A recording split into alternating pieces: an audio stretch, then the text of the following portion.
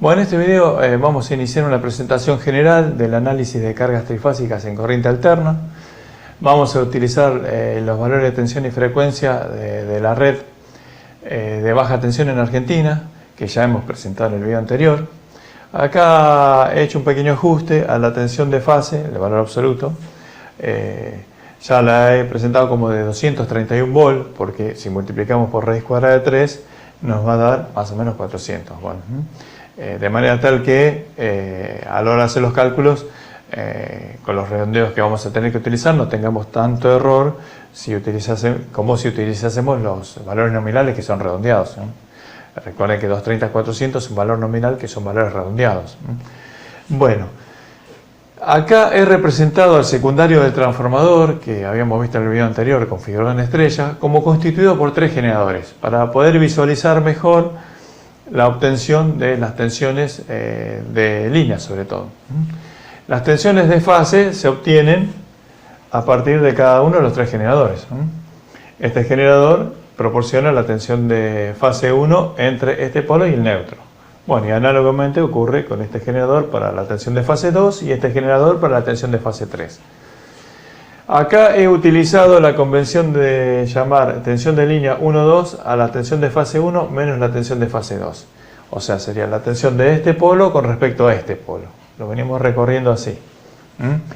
Que es de manera opuesta a lo que habíamos hecho en la presentación, donde habíamos dicho que la tensión de línea 1,2 era tensión de fase 2 menos la tensión de fase 1.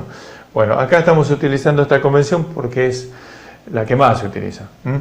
Bueno, así que los fasores de tensiones de línea con respecto a los fasores de tensiones de fase nos quedan con un desfase de 30 grados, pero del lado opuesto, ¿no? O sea, en la representación que habíamos hecho antes nos quedaban acá, ¿no? Bueno, una vez establecida una convención, después el desarrollo se hace siguiendo esa convención, no hay ningún problema. Así que ahora vamos a utilizar esta convención. Bueno, acá he puesto ya, tomando como referencia de fase esta tensión, o sea, asignándole ángulo 0, los valores para todas las tensiones en coordenadas polares, ¿no? La tensión de fase 1, 231 volts, 0 grados. La tensión de fase 2, 231 volts, menos 120 grados. Y la tensión de fase 3, 231 volts, 120 grados. Acá poner 120 grados y poner menos 240 grados es lo mismo, porque lo que importa es el desfase que hay entre ellos. No tenemos que hacer un análisis absoluto, es decir, a partir de un momento. He dibujado este símbolo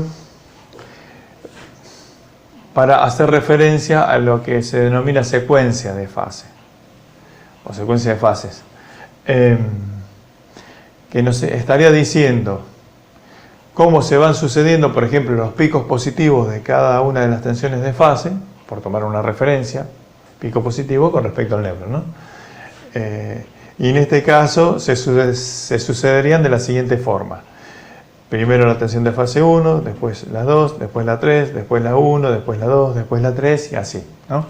O sea que puedo arrancar en cualquiera de ellas, ¿no? Podría haber dicho primero la 1, después, primero la 3, después la 1, después la 2 y así, o primero la 2, bueno. Lo que importa es el orden en que se suceden.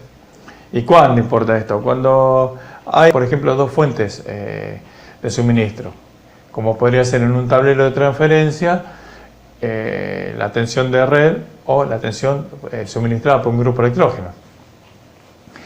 Si hay que transferir en un momento de corte de suministro de red la alimentación al grupo electrógeno, este tiene que proporcionar una misma secuencia que la que proporcionaba la tensión de red para que los motores que están instalados giren en el mismo sentido que lo hacían cuando estaban alimentados desde la tensión de red, por ejemplo. Otro caso es que tengamos un motor donde ya en la bornera tengamos indicado U1, B1, W1 y sabiendo por la información que tenemos que con secuencia directa ese motor va a girar, por ejemplo, visto de frente en sentido horario y necesitamos que lo haga de esa manera, bueno, vamos a tener que reconocer la secuencia para que coincida la conexión que tenemos que hacer en ese motor. Bueno, así que dicho esto, acá ya tenemos los valores de tensión con los que vamos a manejarnos, a analizar la carga que vamos a ver en este video, que va a ser una carga conectada en estrella y equilibrada. Vamos a ver una carga equilibrada, conectada en estrella y constituida por cargas lineales. ¿Qué significa cargas lineales? Las cargas lineales son aquellas que producen una corriente que tiene la misma forma de onda de la tensión aplicada, en este caso sinusoidal. Más allá de que pueda haber un desfase, eso no quita la linealidad. Las cargas lineales son las resistencias, o sea, las cargas resistivas, las cargas inductivas, cuyos núcleos trabajen dentro de la zona lineal, es decir, lejos de la saturación, y las cargas capacitivas. En términos generales podemos considerar cargas lineales a las cargas que se aproximen lo suficiente a estas características, ¿no? Porque sabemos que las cuestiones ideales no existen, ¿no? Y las cargas no lineales, que son las que producen distorsión armónica, que solo vamos a mencionar ahora, no nos vamos a explayar sobre el tema, son las lámparas de descarga, los rectificadores, los hornos por arco, las soldaduras por arco y todos los dispositivos electrónicos. De manera que, si uno lo piensa un poquito, en el ámbito residencial la mayoría de las cargas son no lineales, salvo los motores que pueden estar funcionando en los dispositivos de extracción de agua, refrigeradores, de ventilación. El resto son cargas no lineales, iluminación de descarga, iluminación LED y todos los dispositivos electrónicos que hay en una vivienda. Así que este análisis que vamos a hacer a partir de cargas lineales podría ser más bien aplicable a un establecimiento industrial donde la mayor parte del consumo provenga de motores, por ejemplo, asíncronos o motores de inducción, que no estén controlados por dispositivos electrónicos, y donde el resto de las cargas, aunque sean no lineales, no representen un consumo importante comparado con el de los motores, ¿no? O sea que la iluminación y algún dispositivo electrónico que pudiese haber en la instalación representarían un consumo mucho menor que el de los motores, que suponemos trabajan en una zona más o menos lineal. Así que bueno, dicho esto, ya a continuación vamos a considerar nuestra carga trifásica equilibrada lineal configurada en estrella. Bueno, recién me había olvidado de hacer referencia a esta nomenclatura. Es decir, que a la fase correspondiente a L1 la solemos llamar R también, a la que corresponde a L2 S y a la que corresponde a L3 T. Bueno, ahora vamos a redondear la idea de secuencia de fases. Si nosotros estamos en una instalación donde no tenemos identificadas las fases, no tenemos manera de saber cuál es L1, por ejemplo. Ya les digo, si es que no las tenemos identificadas, si no tenemos que irnos hasta el transformador o hasta el generador, bueno. De manera que en ese caso, si nosotros ya queremos tener las cosas ordenadas, lo que podemos hacer es asignar a una de las fases arbitrariamente como L1 o R y mediante un secuencímetro obtener secuencia directa, que es la que utilizamos acá en Argentina, es decir, conectar L1 a la conexión del secuencímetro que corresponde a L1 y las otras dos conectarlas hasta que nos quede una secuencia directa. La que quedó en L2 va a ser L2 y la que quedó en la conexión correspondiente a L3 va a ser L3. Así que una vez ya establecida esa secuencia y habiendo asignado a cada fase su correspondiente nombre, L1, L2, L3 o R, S y T, bueno, ya eso lo respetamos en el resto de la instalación. Acá por realimentación a L1 le corresponde el color marrón o castaño, a L2 color negro y a L3 color rojo. Y al neutro le corresponde color celeste, ¿no?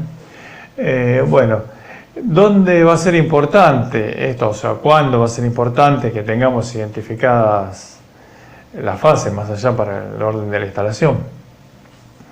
Por ejemplo, en el caso del grupo electrógeno que mencionamos antes, que ahí lo tenemos que identificar en el grupo, no estamos hablando del grupo funcionando en paralelo con la red, que eso ya es un trabajo más fino todavía, porque hay que ponerlos en fase también. Bueno, estamos hablando de alimentaciones alternativas, o nos alimentamos de la red o nos alimentamos del grupo. Otro caso podría ser el de una máquina en el que sea difícil desacoplar el motor del accionamiento de la máquina y sea crítico que arranque el motor girando al revés. En ese caso entonces hay que estar seguro de la conexión que se va a hacer. El borne U del motor conectado a L1, el borne B del motor conectado a L2 y el borne W del motor conectado a L3 nos va a dar un sentido de giro del eje horario mirando el motor de frente. Igual de todas maneras siempre hay que asegurarse esas cosas, ¿eh? No vas a hacer cosas que el motor tenga las conexiones cambiadas. Pero bueno, eso sería por norma, ¿no? Bueno, estos mismos bornes UV los podemos encontrar en los transformadores o en los generadores. Bueno, otro caso donde sería importante ya conocer la secuencia antes de conectar es el de los motores trifásicos de compresores de equipos de refrigeración que requieren la secuencia exacta, correcta para su funcionamiento, porque al tener eje vertical, si gira en el sentido opuesto al que debe girar, no funciona la lubricación del equipo. Así que ahí es importante tener la secuencia determinada antes de conectar. Son ejemplos. Ahora sí vamos a pasar a analizar nuestra carga trifásica conectada en estrella, carga equilibrada. Le estamos llamando carga trifásica, pero podría estar constituida por cargas trifásicas propiamente dichas, como motores trifásicos, y por cargas monofásicas distribuidas de manera regular o homogénea en las tres fases. Pero por simplicidad le llamamos a todo el paquete completo, por decirlo de alguna manera, carga trifásica. Bueno, ahora en el siguiente paso ya vamos a ver qué valores de impedancias tenemos y vamos a calcular las corrientes. Bueno, entonces acá tenemos nuestra carga. Cada una de las impedancias tiene un valor absoluto de 10 ohms y en notación polar un ángulo de 40 grados, o sea que en notación compleja es 7,66 más J 6,43 ohms aproximadamente. Es una carga inductiva con componente reactivo inductivo, a eso me refiero. El coseno de 40 grados es 0,77 aproximadamente. Bueno, y he llamado Z estrella 1, Z estrella 2 y Z estrella 3. Lo mismo con las corrientes. Les he puesto esta referencia estrella porque después vamos a utilizar estas mismas cargas pero conectadas en triángulo para a posteriori hacer la suma de las corrientes y obtener la potencia total, el factor de potencia total. Bueno, eso en los videos que va a venir a continuación de este. Bueno, y tenemos la corriente de neutro. Acá tenemos el cálculo de la corriente estrella 1, tensión de fase 1 sobre la impedancia 1. Bueno, acá tenemos la cuenta y obtenemos 23,1 amperes menos 40 grados. En el caso de la fase 2, la tensión tiene un ángulo de menos 120 grados, bueno, de manera tal que la cuenta nos da 23,1 amperes menos 160 grados. Y en el caso de la fase 3 tenemos 23,1 amperes 80 grados. Ahora lo vamos a graficar esto en formato de fasores. Vamos a ver las tres corrientes y ahí ya se podrá apreciar visualmente que se trata de tres corrientes de igual módulo pero desfasadas 120 grados entre sí, de manera tal que su suma es cero, es decir que la corriente de neutro en este caso es cero. La corriente de neutro en un caso de carga equilibrada en estrella va a ser cero siempre que las cargas sean cargas lineales. Así que de hecho los motores trifásicos nos llevan conexión a neutro por más que se conecten en estrella, porque son cargas equilibradas lineales. Así que a continuación vamos a hacer la representación fasorial para que ya quede más a la vista, por decirlo de una manera. Bueno, acá tenemos representadas las tres corrientes de rama en la estrella, que en cada caso va a coincidir con la correspondiente corriente de línea, es decir, que la corriente de línea 1 coincide con la corriente de la rama 1 de la estrella, análogamente para las otras dos fases, ¿no? Bueno, podemos ver las corrientes con los respectivos desfases respecto de las tensiones de fase. Obviamente que no hay relación entre las escalas de ambas magnitudes porque son magnitudes distintas, ¿no? Corrientes y tensiones, simplemente es para ilustrar el desfase. Y como vemos, estas tres corrientes, al ser de igual valor absoluto y estar desfasadas 120 grados entre sí, van a dar suma cero. De manera que por ley de Kirchhoff, la suma de las corrientes en un nodo, la suma algebraica de las corrientes en un nodo tiene que ser cero. De manera que si la suma de estas tres corrientes es cero, la corriente de neutro tiene que ser cero. A continuación vamos a hacer el cálculo de potencias. Bueno, para carga lineal equilibrada, ya sea conectada en estrella o en triángulo, las fórmulas para las potencias aparente, activa y reactiva son las mismas. Obviamente que para una misma carga conectada en triángulo no va a ser la misma potencia que conectada en estrella. Va a haber mayor consumo, por lo tanto mayor potencia. Pero las fórmulas para obtener las potencias es la misma en cada caso. La potencia aparente es raíz de 3 por módulo de tensión de corriente de línea, por módulo de tensión de línea. En este caso, cuando decimos corriente de línea, nos referimos a la que corresponde a una sola línea, ¿no? Las tres corrientes son iguales en valor absoluto. Bueno, entonces la potencia activa es potencia aparente por coseno de phi y la potencia reactiva es potencia aparente por el seno de phi. Acá usamos el ángulo que corresponde a la carga, que en este caso es positivo porque la carga tiene componente reactivo inductivo. Porque si usamos el ángulo de desfase entre corriente y tensión, sería negativo en este caso y nos daría un signo negativo para la potencia reactiva, cosa que no coincidiría con lo que marcan los instrumentos que miden coseno de phi o factor de potencia, que nos da signo negativo cuando se trata de potencia reactiva capacitiva. Ya lo habíamos visto esto cuando hicimos prácticas con circuitos de alterna, en los primeros videos en los que tratamos estos temas. Bueno, en este caso tenemos que la potencia aparente es raíz de 3 por 23,1 por 400 volt-ampere. 400 volt tensión de línea, 23,1 ampere corriente de línea. Bueno, y llevándolo ya a tres cifras significativas y a kilovolt-ampere, nos da 16,0 kilovolt-ampere, 16,0 kVA. Bueno, la potencia activa es 16 por coseno de 40 kilowatt y nos da aproximadamente 12,3 kilowatts. Y la potencia reactiva, 16 por seno de 40 kilovolt-ampere reactivo. Aproximadamente 10,3 kVA reactivos. Bueno, que esto sería la potencia reactiva que deberíamos compensar en caso de necesitarlo. Vamos a hacer un comentario acá. Esta potencia reactiva es baja, ¿no? Para lo que sería una instalación industrial, digamos. La potencia en general es baja para una instalación industrial. En caso de tener que corregir potencia reactiva del tipo inductiva con capacitores, si tenemos carga variable, no sirve de nada hacer corrección fija, o sea, con una conexión fija de capacitores.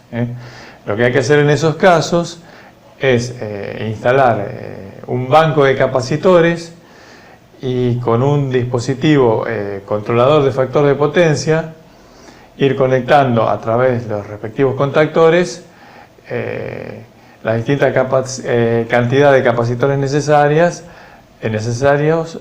para corregir lo mejor posible el factor de potencia en cada momento. Los controladores vienen en distintas cantidades de pasos, según la necesidad del caso, se verá cuántos pasos serían los convenientes y bueno, y el resto de los cálculos que habrá que hacer. Para el caso de los controladores de factor de potencia también es importante conectarlos con la correspondiente secuencia de fase, porque si lo conectamos mal nos va a dar lectura errónea, pero bueno, es fácil darse cuenta porque nos daría una lectura que evidentemente sería errónea, o sea, no es que pasaría desapercibida. Ahora con este video hemos terminado acá. El próximo veremos esta misma carga conectada en triángulo.